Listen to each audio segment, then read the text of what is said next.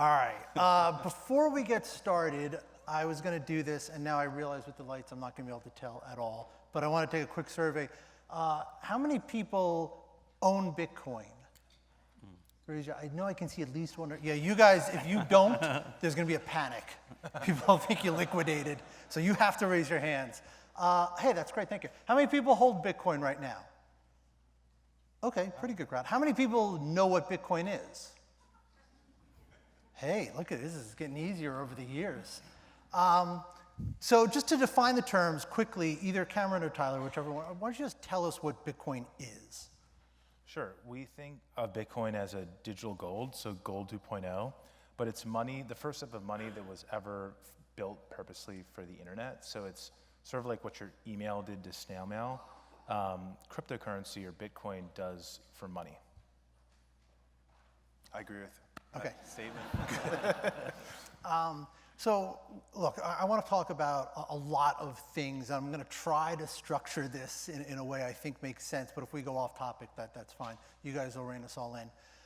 Ben, I wanted to ask you first. Sure. Obviously, you wrote Accidental Billionaires, Social Network. I mean, you had covered Cameron and Tyler, but what led you from that to this book, to Bitcoin Billionaires? Like, what was the evolution of your interest in it and the point where you got, where you decided, there's another book here. Yeah, so when I wrote Accidental Billionaires, this was like a decade ago, I had no idea that I would be revisiting any of the characters, and I probably could not have guessed that it would have been the Winklevoss twins.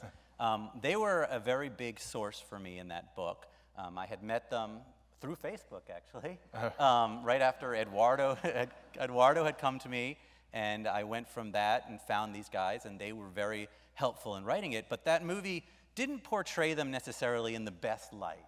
I take responsibility for that to some extent. When I first met them in New York, they walked into the room, and, you know, let's be fair, they looked like something out of Greek mythology.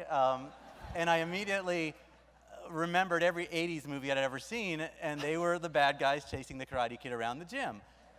And so unfairly, I think I wrote it to some extent, and then Aaron Sorkin took it to a whole nother level, as he does. And the movie was wonderful, and Armie Hammer was incredible, but that was, I thought, it. And about a year and a half ago, I saw in the New York Times a headline that said they were the first Bitcoin billionaires. And over the years, people had been pitching me stories about Bitcoin, and I had no interest in it. Because the word blockchain makes my eyes glaze over. It's the most horrible word in the world. And it just sounded like something that wasn't exciting. But that blew my mind, because people don't have second acts like that. You don't have characters who are part of one revolution, Facebook, and then suddenly part of another revolution.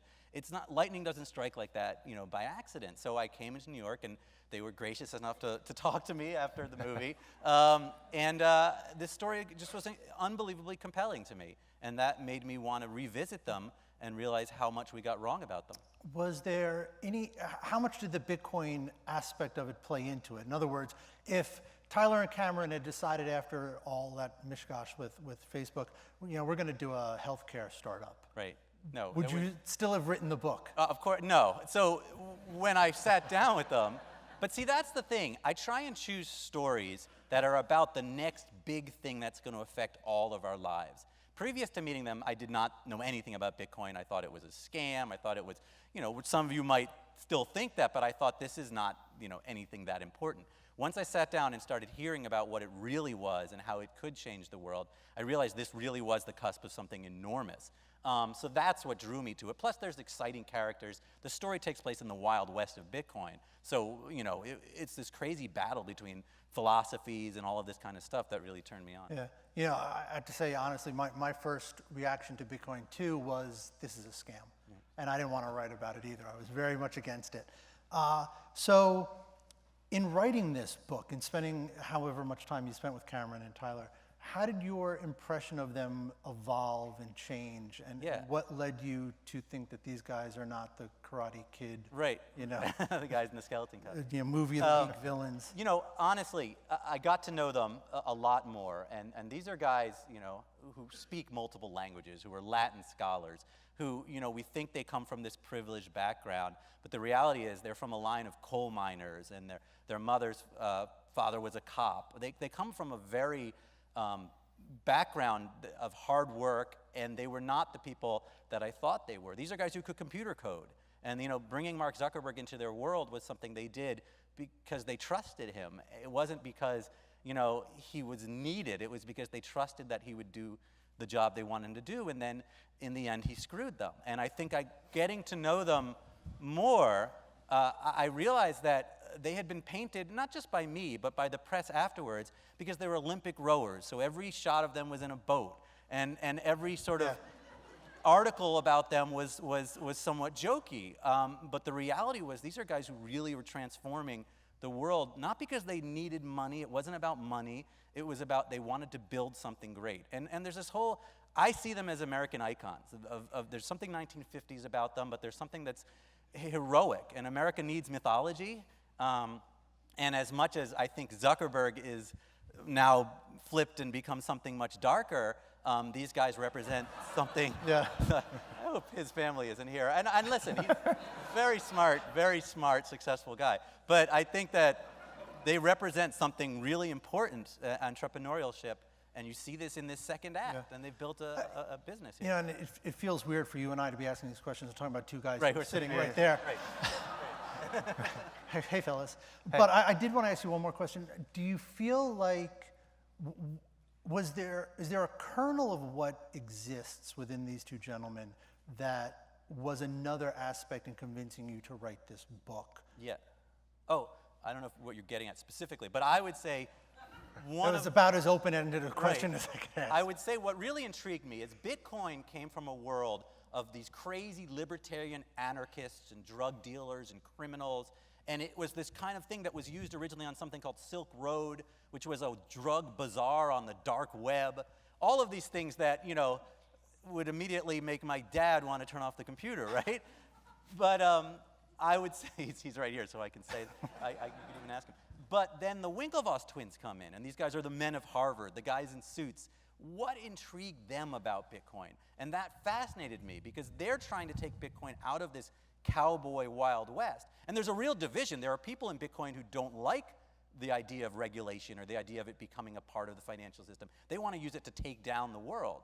And the fact that they were interested in it really intrigued me, because you would think that guys like this would have shied away from it, but they saw something in it, and I think that was interesting. Yeah.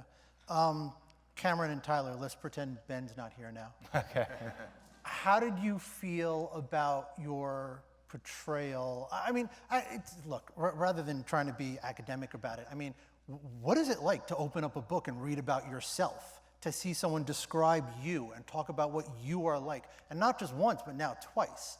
What does that feel like? I mean, it's very surreal, but I don't see myself when I look at Cameron, even though we look identical. So when I read this book and it's about me, I don't really, at least the first, saw the movie, I really enjoyed the movie, but I wasn't like, oh, that's me, but it's a portrayal. So it wasn't that weird, because people think I'm him too all the time. Nobody thinks their story's that interesting, and then we were talking to Ben, he started pulling it out of us, and we're like, there might be something here for a book. But we didn't think it was actually that interesting, because we kind of lived in it and swam in it for years, and that was just normal for us. Did you, and what was the whole process of you deciding to write the book, you telling them they're going to write a book? Did you want another book written about you? I mean, you can't stop him from writing another book. I mean, Right. how did that whole dance take place? I think we didn't know there was necessarily a story. I think when you're living your life, it's like you're swimming, you can't see the color of the water, right? You're in crypto and it's exciting, but you don't really see that larger perspective that someone else sees. But Ben was like, hey, I want to hear what you guys are up to about Bitcoin. And we started talking, and then we're like, actually, that was really interesting. And there's a story here, and Ben did his genius ability to sort of draw that story arc and tell our story through Bitcoin, or the story of Bitcoin through us and some other characters, and sort of really humanize it, and the tensions and the different philosophies that come to a head in the book of, should this thing be regulated, should it not? Is it for anarchists, libertarians, or is there something in the middle? So kind of through talking, he convinced us that it was a really interesting story, and of course it is, but I think when it's your life, I don't think anyone wakes up and is like, my life is like a movie or a book every day, even though it might be. Even though it was. Yeah. Whoa, someone said whoa. Was that Ben's father? How closely did you guys all collaborate? And I'm very interested now that you said that the Nathaniel Popper piece in the Times was the thing that kind of popped you out. That was, I think that was about December 2017. It was right towards the height of the right. mania. So you wrote this pretty fast. I do write very quickly to. Yeah. Yeah. So how closely did you all collaborate? And So the how process much, really was, once I met with them and I said I want to do this, and they agreed to allow me to try and do it, I sat with them enough times to get them to tell me stories, and I have them tell me story after story. And then I find the other characters in the story. So there's a guy named Charlie Shrem, who was kind of the first guy to go to jail for Bitcoin. You know, he was an 18-year-old kid in his mother's basement who created a company where you could buy and, well, with them, they funded it to buy and sell Bitcoin. Unfortunately, he allowed people to buy Bitcoin and then buy drugs with it. Didn't just allow it, but kind of was excited about it, which is a big no-no. So he went to jail, came out, and so I spent time with him, spent time speaking to the other character, Roger Ver, who was this crazy anarchist who gave up his citizenship after going to jail for a year for selling explosives over the internet. You know, there's an interesting group of people in the story. So I talked to everybody, and then I just wrote as quickly as I could, but they know this subject so much better than I do that they were gracious enough to go through it and make sure I was doing it correctly. You know, I write very fast. I write a book in 3 months. So that's then the process of making sure it's accurate is longer than that. that's super fast, by the way. That's extremely fast. Right. But I'm different than you or a lot of journalists. I won't go after a story if the main characters aren't willing to tell me the story. So I'm not one of those journalists who tries to, you know, get inside something where people don't want you. Yeah. I want to be the fly on the wall that you don't squash. Well, let's talk a little bit about the story now. I mean, we're getting towards that anyhow. So, Cameron and Tyler, I don't know, do you want to just kind of tell us how you got introduced to Bitcoin? So we were on an island in the middle of the Mediterranean, Ibiza.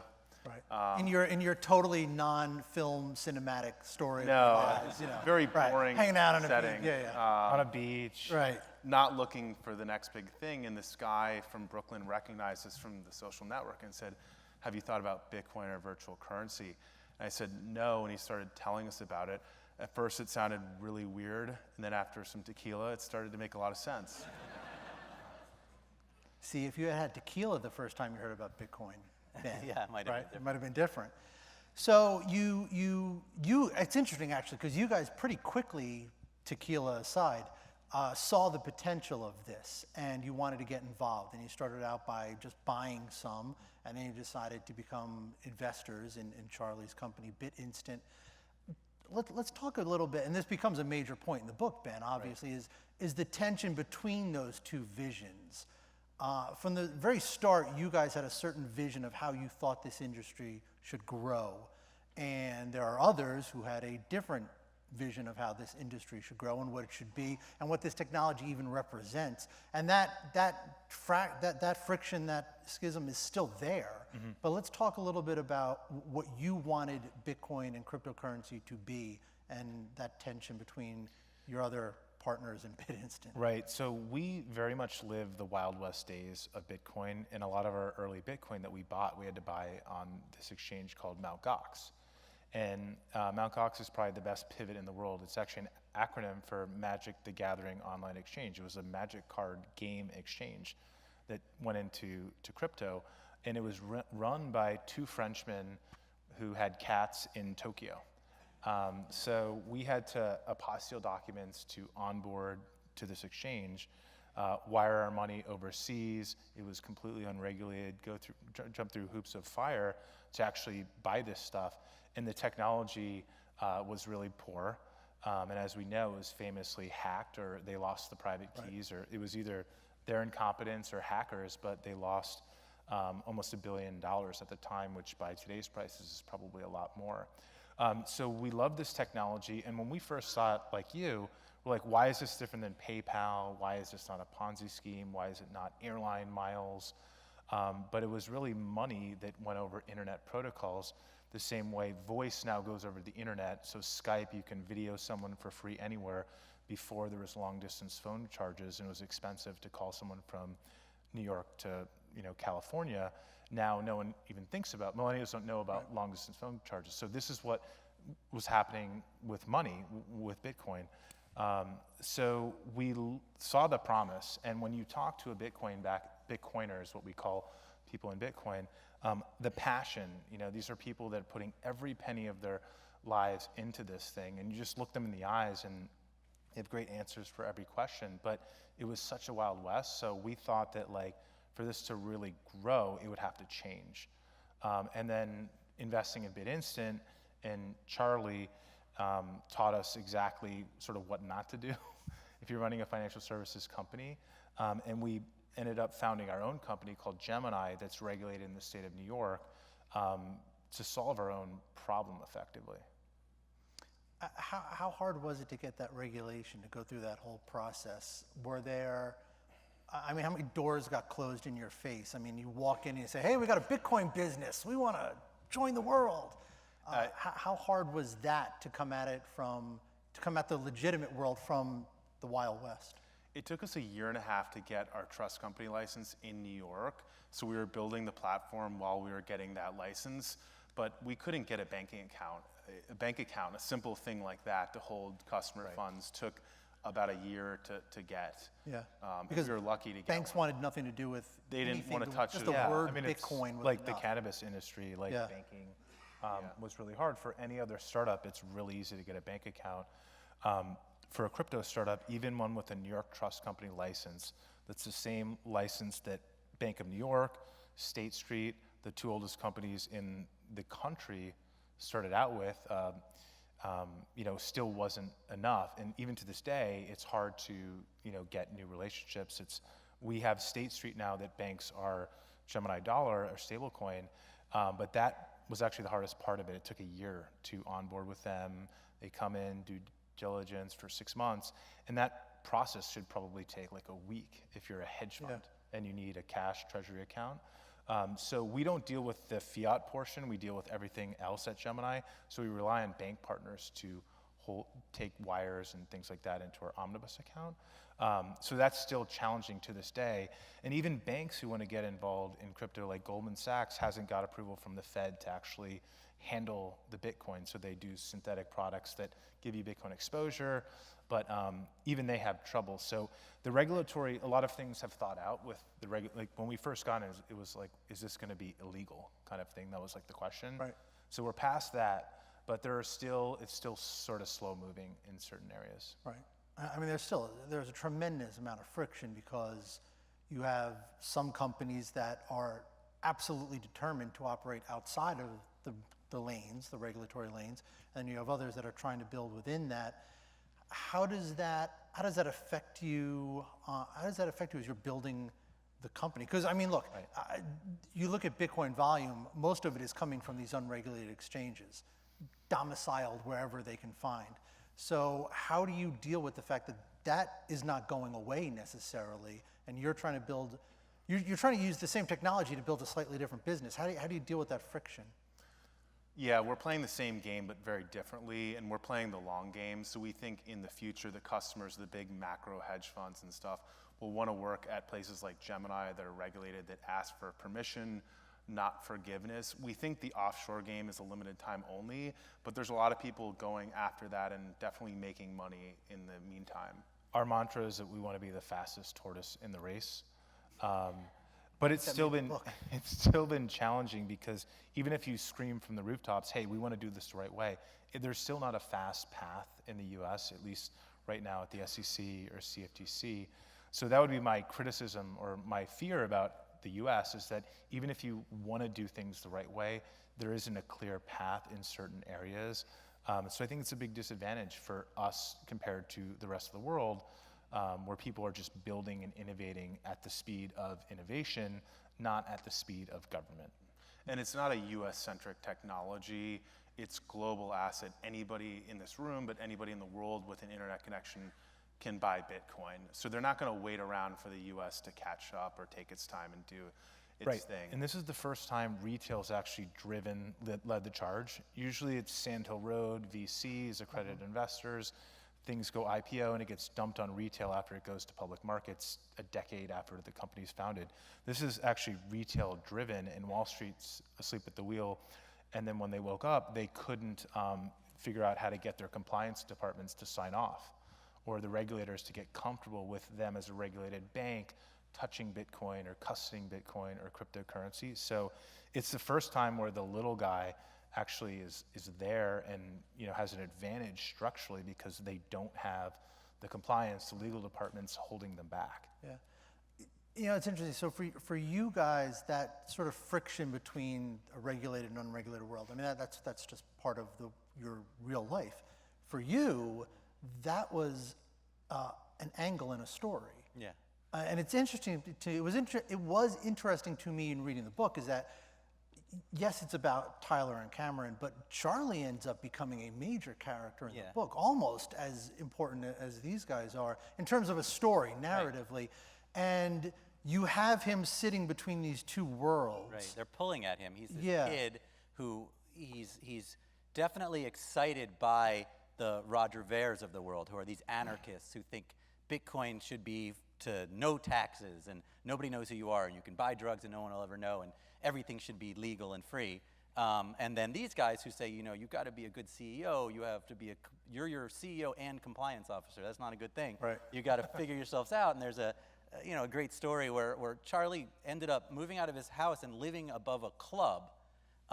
And they're trying to bring him to these important meetings with very important hedge funds and people like that. And Charlie shows up and looks like he's a disaster. I mean, he's a disaster. And it's well, he's a disaster because he got rich quick. He's a young kid who lived at home. And we can all he's identify living the life. with that. Right. But he got pulled in the wrong direction. And I have a lot of sympathy for Charlie. Charlie's a very I like likable Charlie. person. I know you guys had a falling out with Charlie. Well, Sorry. I think but everybody's cool now. Yeah. He read the book and he called me up and he said it made him cry. And I think that's sweet. That's great. It was a terrifying thing. He was arrested at JFK. Right. They drag him into a cell and they say he's facing 20 years in prison for selling Bitcoin. He ended up doing 2 years because he took an agreement. He's got his feet back under him at this point, but it's a very compelling story. But I am compelled by the drama of it, similar to the social network. Facebook, I don't care about Facebook. I care about this battle between people trying to create something that changes the world, and it's that internal drama of people. That's what really gets the story going. Yeah. So much to talk about.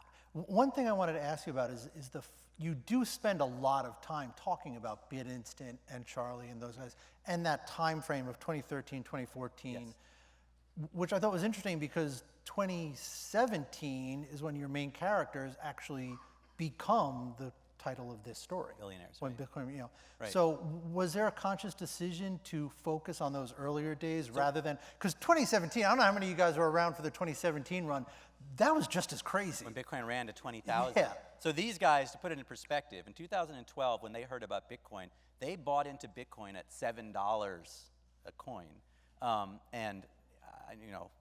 The numbers that I believe are accurate is they bought 1% of all Bitcoin. So ended up turning dollars into billions of dollars, which is incredible. The origin story is what attracts me. Similar to how the social network is about that first year of Facebook. So 0 users to 500 million users. Now Facebook is many billions of users and has become something totally different. This book is about 0 to 10,000 because that was the moment that they became billionaires. But that tells you the origin of Bitcoin. And 20 years from now, if Bitcoin really is the thing that one thinks it might be, this will be the book hopefully people look at and say, okay, that was the origins of it. And I think they are a great vehicle to tell the origins of this story because they were there from the early days, but they were also there from that transformation from the Wild West of Bitcoin to Bitcoin being something that might come out of ATM machines. Yeah, and does come out of ATM machines in some places. Let's talk a little bit about I know someone's going to get me some questions from the audience too, right? Someone's going to hand me those cards. I'm not forgetting.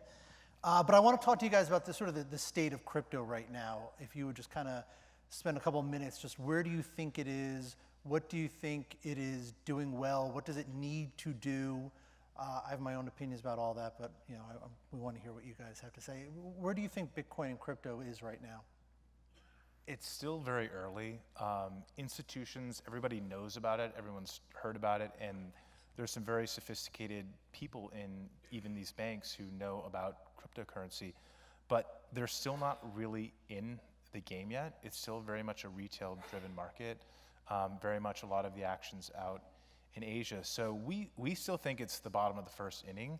If you read this book, you understand how we got here and how far it's come, but it's also just sort of the beginning in a lot of ways. So I don't know. Yeah, I mean, the price peaked about 18 months ago, about 20,000. It went down to about 3,000. It's recovered to about 12,000, but we're still far off that peak. But so much has happened.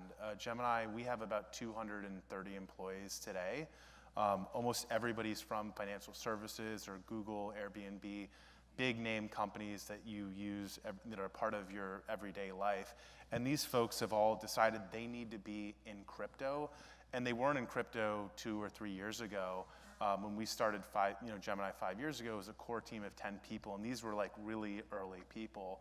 But today, people are moving into this space at a rapid rate. And so when I look around our office at the intellectual capital and these smart, brilliant people working in crypto, I talked to somebody who's a senior at Dartmouth. She grew up on my road earlier today, and she's trying to figure out where she wants to go, and she's like a computer engineer, she's at Dartmouth.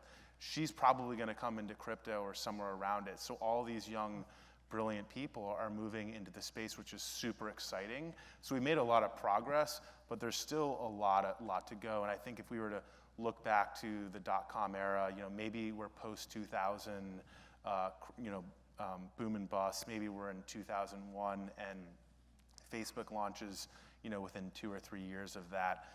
Amazon's still a small company, relatively speaking. But what's so exciting about this revolution, as opposed to the internet revolution, is back then, there might have been 100 million homes in America with broadband connections. Today, everybody in this room has a more powerful computer in their pocket. Right. They've got faster internet connections anywhere they walk in this city, even in the subway.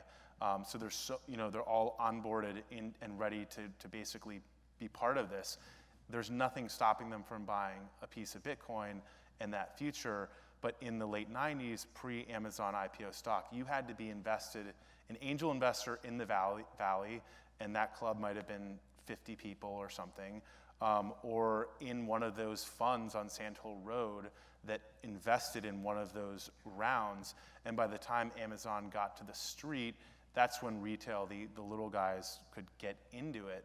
And it still would have been a good investment, but you don't have to wait for an IPO. Bitcoin IPO'd 10 years ago. It's sitting out in the open. Right. And it's just a matter of whether you want to make that decision, and if you decide that this is the software version of gold, and if you agree with that thesis, then why wait? Yeah. Right. And the gold market cap is 7 trillion, Bitcoin's 250 billion, so there's maybe a 30x. And that's just the digital gold version, right? There's so many other things and problem space. The use case is still buy, sell, invest. Yeah. The decentralized Web 3.0, the whole new internet, hasn't even really arrived. Right. But there will be things that we call crypto native that couldn't exist without crypto. Like Facebook couldn't exist without the internet. Twitter couldn't exist with their internet native. There's nothing you can point to that they're like offline. And that will happen in crypto. We don't know exactly what that will be, but there'll be use cases that are crypto native, couldn't happen before, that everybody uses and sort of blows your mind. Speaking of Facebook, there's a character in this book. Yeah, it's a little online site, There's a character in this book who shows up at the very beginning, shows up at the very end again. Some of you may have heard of him, named Mark Zuckerberg. And as I was reading it, one thing I wanted to ask you guys was, did you ever think, and I have to preface this, in case anyone doesn't know, Facebook announced a couple of weeks ago that they are going to launch their own cryptocurrency with a bunch of corporate partners, and I hear some skittering, so you guys heard about that. Okay, good. They called it Libra. Coincidentally, after they launched Gemini, Mark Zuckerberg launches Libra. Coincidentally. I'm just pointing that out. It is almost amazing to me the degree to which your lives and Mark Zuckerberg's life seem to be intertwining. Did you ever think that this guy would end up becoming such a, I don't want to say a big, but such a recurring part of your life? I mean, he's really not. Like,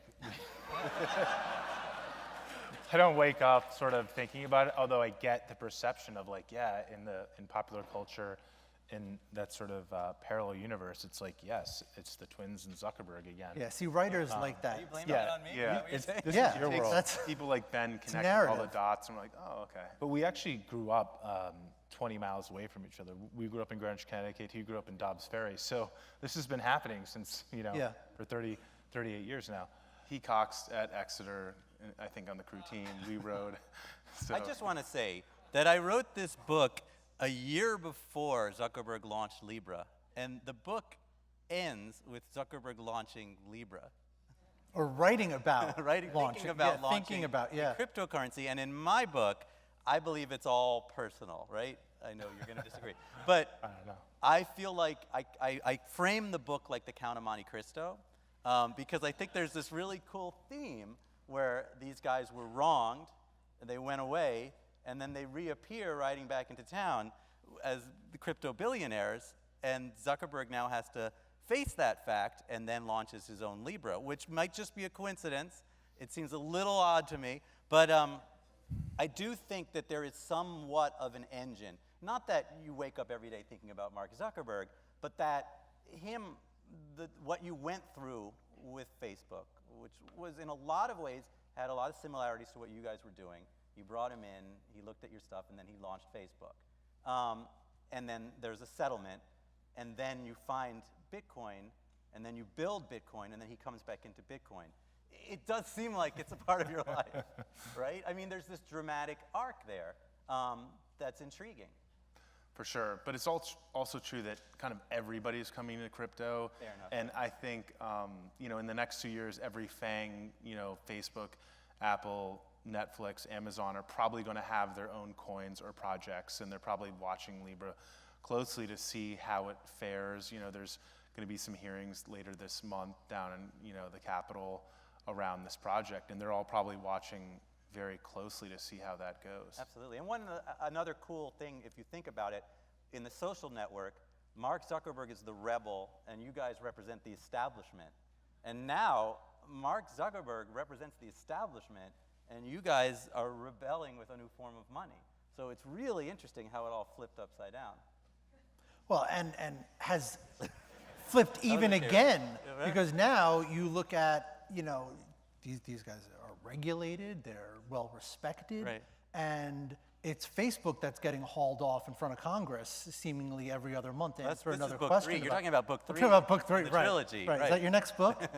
But I mean, really, it seems like you're certainly not your financial fortunes, but maybe your social fortunes have flipped again. Right now, it's Zuckerberg on the defensive, answering questions about what he's done.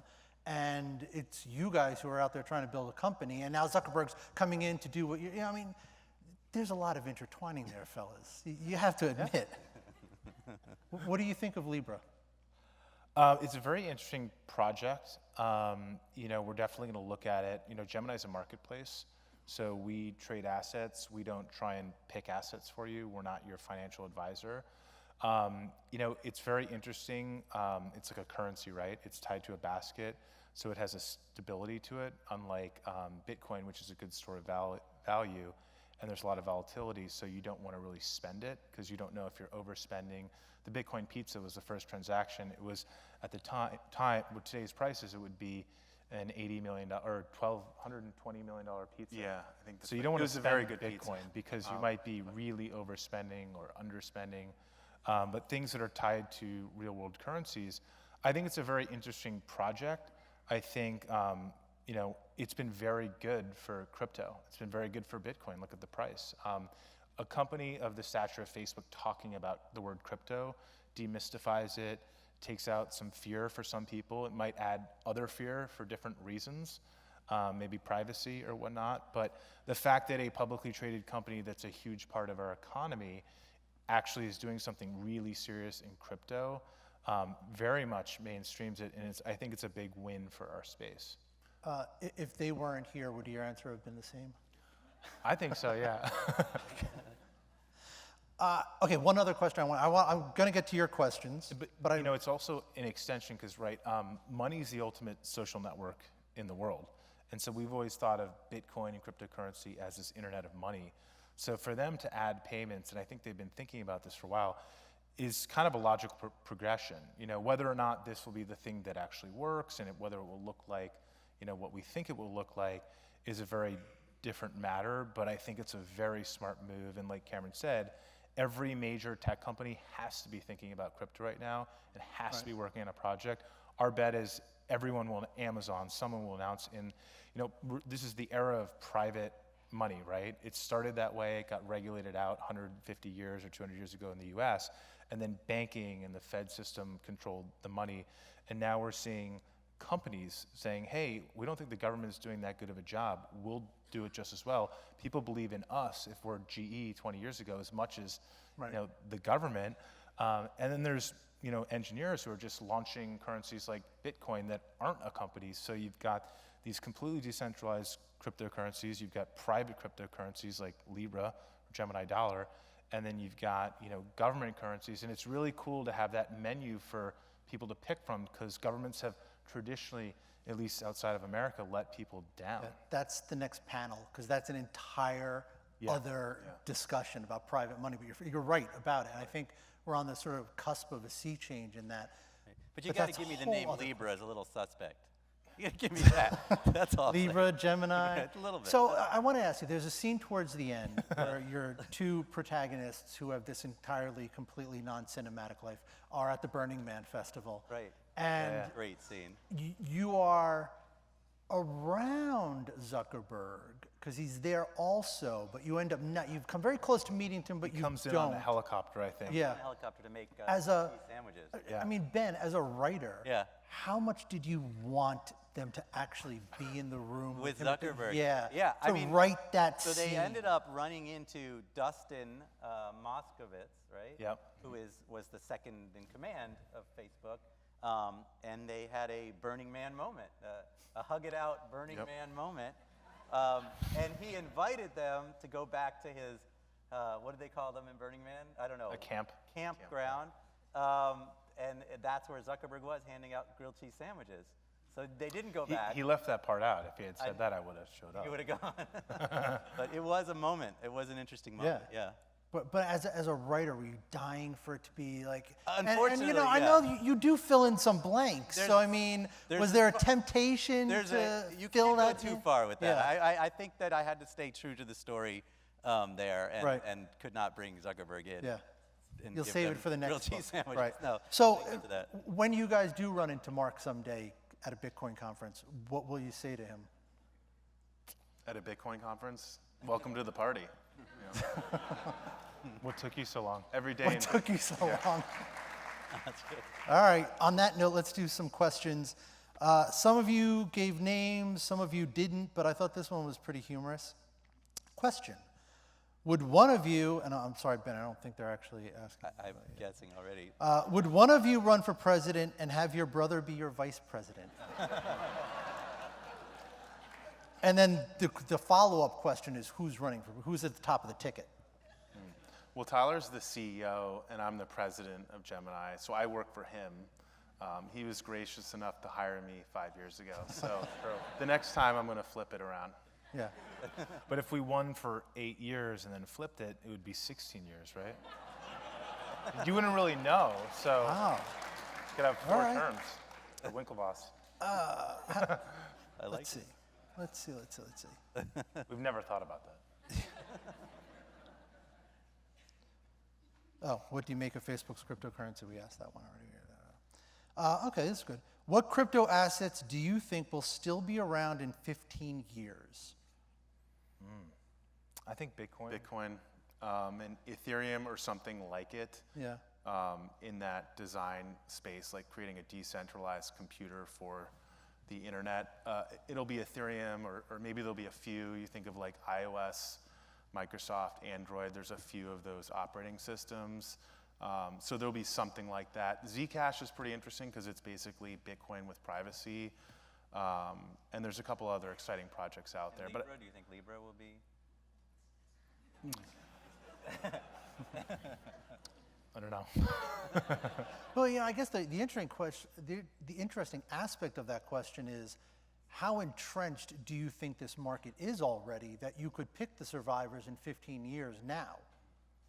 I think Bitcoin has a very likely possibility because if you think gold has been around for 3,000 years, so if it is the digital gold and it doesn't screw it up, it'll be here for thousands of years, I think. Right. I think first mover advantage for networks, and that's ultimately what these are, they're networks, is very strong. You don't have to be perfect, but if you're first, the network effects, the people who build infrastructure, Gemini supports that coin.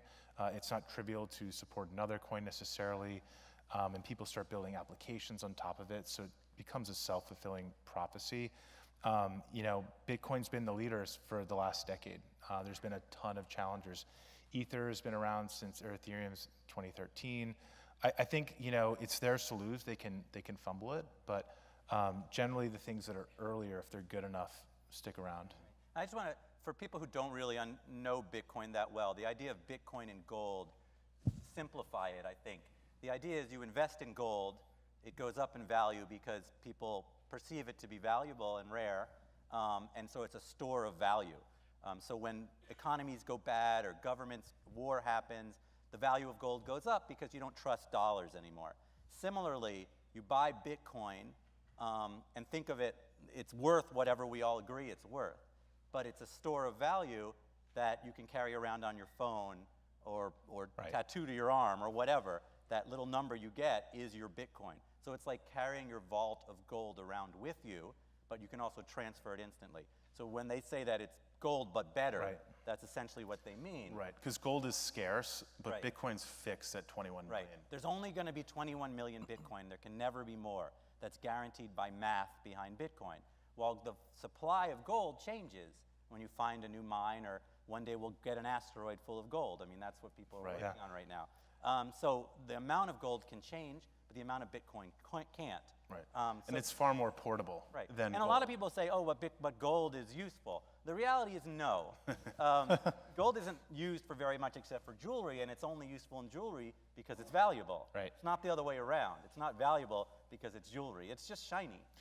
And these projects are constantly evolving. They have communities of developers who update them, upgrade them. So when Bitcoin first launched, it looks so much different today. Like the code base, the founder, Satoshi Nakamoto, no one knows who he, she, they are, but their fingerprints, her fingerprints, are on less than a few % of the code. So it's a living organism that is growing and evolving. It's not just stationary.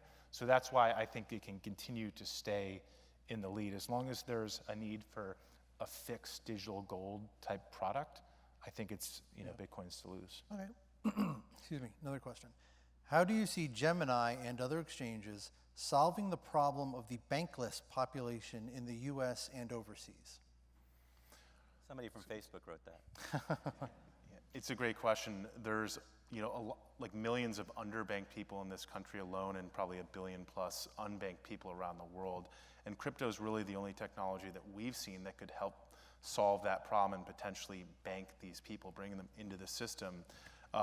Bank branches are not going to be built in those parts of the world. If they were, they'd already be there for now. So we have a mobile app, so you can download it on any smartphone, Google, Android, or Apple, and start there. Right, if you have a data connection, an internet connection, and you can download an app, then you can store your Bitcoin, and that is your bank account. That's your on wallet. the Gemini mobile app. So all of a sudden you have a bank account when JP Morgan's never going to build a branch in wherever you are in the developing world. It's too expensive, right? And micropayments can't happen because the current system's too expensive. But Bitcoin is like email. You can send 10 cents to someone from here to Sri Lanka right now, instantly. It's 24/7, 365. So it never closes. It doesn't work on banking hours. Imagine if your email was open 9 to 5, Monday through Friday. It'd be great. We'd have our weekends back and our lives back. But our money actually works like that in the digital internet age, and that's insane. If you want to get money from New York to London on a Friday night, you go to JFK, jump on a plane with a bag of cash. You get it there quicker, because if you wire it, it gets there Monday, if there's a bank holiday Tuesday, and you pay a clip. And that's how money works, and that it's actually broken. So that was the aha moment for us. This is money that works like your email. Like, They were in Ibiza, yeah, right? And they get to their villa and haven't paid for their villa right. because the money is slower than the plane, which is absurd. Right. Yeah. So we jumped on a plane, went back. No, we didn't do that. Okay, here's another one. This is a little bit of a manifesto, it seems like, from Adam P. The weight of economic sanctions wielded by the United States have proven to be one of its most powerful weapons in its arsenal, enforceable through a centralized banking system. How will the development and adoption of decentralized cryptocurrency affect, I guess it, you left out it, Adam, affect it in this regard? It's a great question. To shut down Bitcoin, you have to shut down the internet. You basically have to become North Korea. And no country is going to, well, some countries will do that, like North Korea. But no country wants to be North Korea. They don't aspire to that. Right. So you really have to opt in. And so Bitcoin can actually get through the Great Firewall of China. It can get to these places with regimes that are oppressive. And that's overall, we think, a good thing. Currencies are usually used to manipulate populations by governments. So that may go away, but I don't know that that's necessarily a negative thing. But the price to be left out of this revolution is too great. No country is going to risk letting this go somewhere else. So, that was what we thought originally, like how do we kill this idea? How does Bitcoin not work? And you have to snip the internet cables for it not, so that was our game of chicken, that this is going to work, they're gonna have to play with it. What services do exchanges need to offer in the future to stay competitive? What kind of crypto exchanges? Yeah. Well, they didn't specify the unnamed. I guess the coins that people want to trade, right? Yeah. What our customers want. But we see a world where there's Bitcoin, but also private securities will start trading on blockchains. So if you want to buy a share in the Dunkin' Donuts on the corner, you'll be able to trade that or buy that on Gemini because the compliance will be baked into the blockchain. Currently now it's too hard. Lawyers trade too much red lines, it's expensive. It's like snail mail if you want to trade like your share of a Dunkin' Donuts with someone else, or your share in a hedge fund or a PE fund. But that can all be put onto the blockchain, and computers can do that logic, so that all of a sudden the secondary of private capital formation can be online. And guess what? That amount of capital is bigger than the capital in the public markets. So put Facebook, Apple, Dow Jones Index, all that money, it's actually bigger on the private thing, and we think that will come online with blockchain and cryptocurrency technology. So one day at Gemini, you might be trading Bitcoin, but also a share of Apple, but also a share in your local barista. What is the biggest problem or problems facing crypto today? What are your current problems? Aman B, or Aram B? One or the other. Same question. Yeah, I think education, honestly, has been one of the biggest challenges. When we got into crypto, it was all about Silk Road, and you'll read about that in Bitcoin Billionaires. People thought it was only used for drugs and bad illicit activity. The US dollar's never been used for bad stuff. Right. And technology Created more crimes than anything. Like, terrorists actually use email. We don't want to outlaw email, right? Yeah, exactly. Technology has been co-opted by bad actors. It's not bad technology, it's agnostic.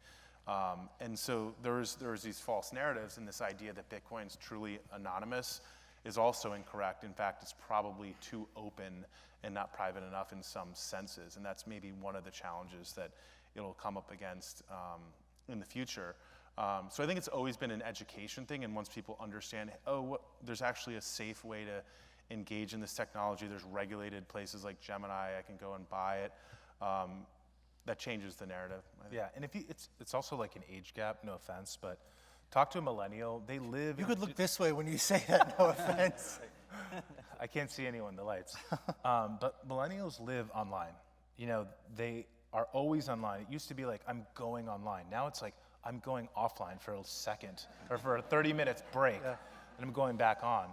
They play Fortnite, they play games, digital credits. Like, when you tell them about Bitcoin, they're like, of course. They don't go to totally get music it. festivals. They go to music festivals on Fortnite Right. to watch DJ Marshmello Right. spin electronic music inside this electronic world. And so they understand crypto. It's So pieces of paper in a wallet are crazy to them, like vinyl records. Why would anybody use that? So that's not a hard sell. And crypto enables like microtransactions, right? Fast, lightweight payments. So the Internet of Things, all these devices are all of a sudden going to trade crypto. Self-driving cars that pick you up will trade another car with crypto to get out of the way if you're in a rush. That can't happen with ACH and FedWire.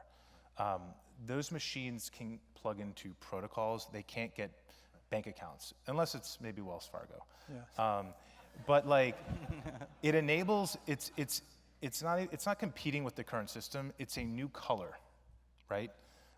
It allows us to do things that the current system can't contemplate because it's money, credit cards, ACH wire, built by bankers before the internet ever existed. So it's really square peg, round hole. That's why money on the internet has sucked forever. Yeah. Because it's been like, oh, how do we get this banking system of wires and whatever onto the internet? And Bitcoin is the first money that's built by the same people who built the internet, so it's purpose-built for it, and it works like your email. And that's going to enable things that the current system can't even think. So cryptocurrency is good for humans, but it's really meant for machines. This could be a whole other panel, but I'll ask it anyhow. Let's try to answer it quickly. As econ majors, and I assume they're talking to you guys. Are you an econ major? I am not. Okay, me neither. So this is not addressed to us. As econ majors, why do you think the criticisms of Bitcoin by economists such as Nouriel Roubini and Joseph Stiglitz are misguided? I think Nouriel is a no-coiner. He just doesn't have any Bitcoin. Yeah. He's got FOMO. Right? There's a lot of that. People really missed out. Silicon Valley, but also a lot of economic journalists, not, other than you and Popper and a couple other people, nobody was covering this. And it kind of exploded out of nowhere. And the only people who knew about it were crazy libertarian anarchists and drug dealers and these guys. And it was pretty much, it was a secret thing. So I think that these guys now are coming to it late and saying, oh, this must be tulips. This must be a bubble. This must be a scam. And they're looking worse and worse every year. And people want to take a snapshot in time now, and it's not over. It's still evolving. So when one Tesla lights on fire on the road, it's like front page news. 50,000 GM cars burn in fires every year. It's not even, doesn't even make the paper. Yeah. But new technology is held to an unfair standard. And I also think that macroeconomists, that field has really kind of veered into the culture wars.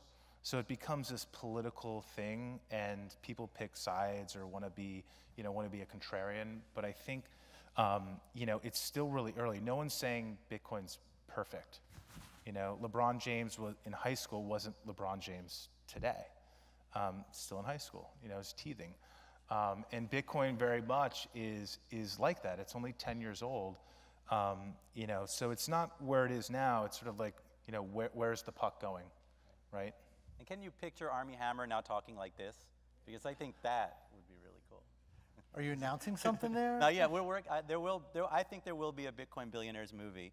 You do? I do. I think it's the next step, and there's a really great situation, so it's going to be really, really cool. And hopefully Armie will come back and play these guys, and it would be really neat to see. All right. Well, on that note, since it's 8:30 and since you have a book signing after this, gentlemen, thank you very much. Everyone, thank you very much for coming out tonight.